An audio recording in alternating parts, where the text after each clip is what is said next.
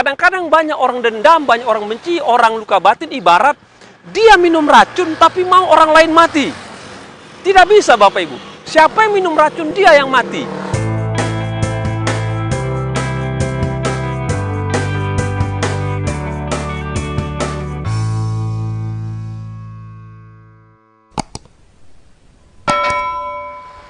Sobat Pemenang, ada sebuah kisah di mana seorang wanita muda datang bertemu dengan seorang rohaniwan dan minta didoakan. Salah satu pokok doanya adalah supaya dia mendapatkan pekerjaan karena dia baru selesai dari jenjang S1 dalam bidang ekonomi. Dan ketika dia ditanya oleh rohaniwan ini, rupanya dia punya masalah pribadi. Masalahnya adalah dia akar pahit dengan papanya. Dia benci dengan papanya.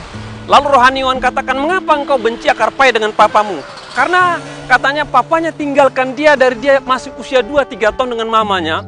Dan tidak pernah kelihatan sama sekali, tidak bertanggung jawab. Sehingga putri ini dalam masa sulit yang luar biasa dari masa kecil, remaja sampai menjadi seorang pemudi.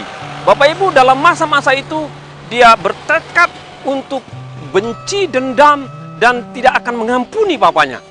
Dan satu kali rohaniwan dikatakan sama dia, jangan-jangan ini penyebab sehingga engkau tidak dapat pekerjaan. Mau nggak kamu kerjakan langkah kedua setelah saya doakan, kata rohaniwan. Apa itu Pak? Kamu tahu di mana sekarang keberadaan papamu? Tahu Pak, di sebuah komplek perumahan. Datang sama dia katanya, lalu minta maaf sama dia, berdamai dengan dia. Dan saya percaya Tuhan akan campur tangan katanya.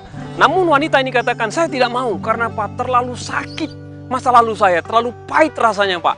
Lalu rohaniwan katanya, itu saran saya. Kalau kamu kerjakan boleh, nggak kamu kerjakan boleh. Tapi kalau engkau percaya sebagai anak Tuhan, engkau harus mengampuni orang yang telah menyakiti engkau sekalipun itu adalah orang tuamu. 1 bulan kemudian dengan berat hati Bapak Ibu, maka malam hari wanita ini mendatangi rumah papanya di kota itu dan ketuk pintu. Dan ketika ketuk pintu, seorang pemuda, seorang pria setengah baya keluar dan bertanya, mencari siapa? Lalu anak itu katakan, mencari Anda. Kamu siapa? Kata pria setengah baya, kamu adalah papa saya yang telah meninggalkan saya dari kecil dengan ibu saya. Dan sontak pria itu pucat dan kaget. Namun si wanita ini datang katanya, memang saya benci sama papa katanya. Saya terluka dengan tindakan papa. Namun karena saya menjadi orang percaya, saya harus mengampuni, saya harus memaafkan supaya luka-luka batin saya ini terobati. Akhirnya wanita ini berpelukan dengan papanya dan berdamai dengan papanya dan tinggalkan rumah itu Bapak Ibu. 1 bulan kemudian maka dia mendapatkan panggilan pekerjaan. Dan ketika mendapatkan panggilan pekerjaan, dia menghampiri atau mendatangi rohaniwan itu. Maka rohaniwan itu katakan, tetaplah engkau hidup dalam hidup yang baik, hidup yang benar, hati yang bebas, hati yang merdeka, tidak terikat luka batin. Bapak Ibu, ada firman yang mengatakan, sebab sengsara dan miskin aku, dan hatiku terluka dalam diriku. Hatiku terluka dalam diriku. Kita punya potensi untuk terluka Bapak Ibu. Nggak bisa dipungkiri. Terluka oleh perlakuan orang, perbuatan orang, mungkin keluarga sendiri, rekan sendiri, sahabat sendiri.